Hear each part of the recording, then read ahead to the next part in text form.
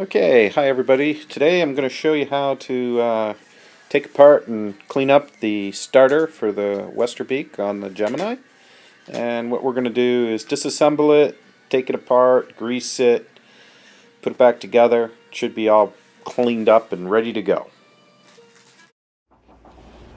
Okay, so this is the back of the starter, and we've got a connection for the battery. And over here we've got a connection for the motor, and right now we have the motor disconnected. So this is the switch connection right here, and this is the battery connection. Back here is the motor connection. Okay, so this is to test the magnetic switch section. So what I've done is I've got the connection here to the ground on the battery. That's the M, but it's disconnected from the motor.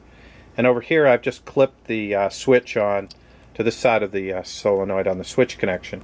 And what should happen is when we apply power to this, the pinion must protrude. It's really got to shoot out. So this right here, we're going to expect this to shoot out. So what I'm going to do is push the button. It's going to pop out. It's not going to spin, but it's going to pop out. Works perfect. There we go. It happens after a while. Okay, so what we got hooked up now is for the holding test and for the return test. So we've got the ground wire just hooked up here to the frame, and we've got the switch just hooked up to the switch input. And in this position, no power applied. If I pull it out, it's just going to pop right back. But when I throw that switch right here, you want to hold this? Got everything in? Good. Okay. I'm going to turn it on. I manually pull it out. It stays out. And when I release it, it needs to go back in. So I can manually pull it out. It releases. But if it's got power, manually should stay out, release, and go back in. So there's no power applied right now. And we know that the solenoid is working fine. Okay, so we got the motor connected here. We got power connected down here to the battery connection, and we've got the switch clipped on to the switch connection.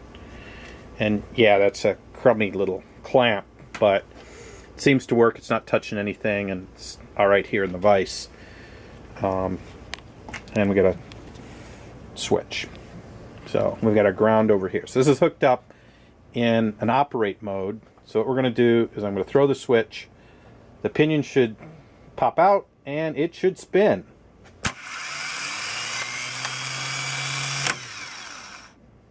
That looks like it works perfect. We'll do it again. Fantastic. Okay, so we're going to take the starter apart to just clean it out and grease it. I put some marks on it so that we can make sure that we get it back together in the same place. It looks like they've got some I'd say that's some sort of sealant right around this connection here for the motor wire, and it appears there's another glob of sealant on this side. So these are kind of broken down. It's not really attached. So we're going to redo that, and we're going to open it up, clean out the brushes, make sure the brushes are good, make sure it's lubricated properly, and just give it a check of the bearings. We checked this right here yesterday. This right here has got a little bit of play, and when you measure this, there's actually a speck for right in this gap, and it was fine. So we're good there, and there doesn't appear to be too much wear on the gears on this pinion, so it's all good. Okay, so we got the starter partway apart. I got the armature out. A little bit of electronics cleaner. Clean this up for the contacts. The commutator there looks good. These sealed bearings seem to be pretty good. I don't see any issues with those. And the brushes are down there. And here's the problem we got. These two screws on the back are stuck, and I got to get them out. So kind of got some penetrating oil on them. We're gonna let them sit, and maybe we'll heat them up. I don't know. Got to get those out of there, and then Looking down inside here, we can see some of the old grease way down in the bottom. The teeth all look good, but the grease isn't on the gears, so definitely needs to be at least re-greased. And it should be straightforward. I'm going to open this up. I've got another stuck bolt right here, and I've got 2 stuck bolts up here. Screws on the solenoid. So I'm going to pop the solenoid off also as soon as I get those guys freed up. And we'll grease it up, clean it up, put it back together. Okay, so we got the gears apart and re-greased them, cleaned them all up. They look pretty good. Should be fine. Okay, so the brushes all have a ton of wear left on them, so they should be good. But we got to get down in there and get them to retract. And in order to do that, we got to take the back off. So it's the next project.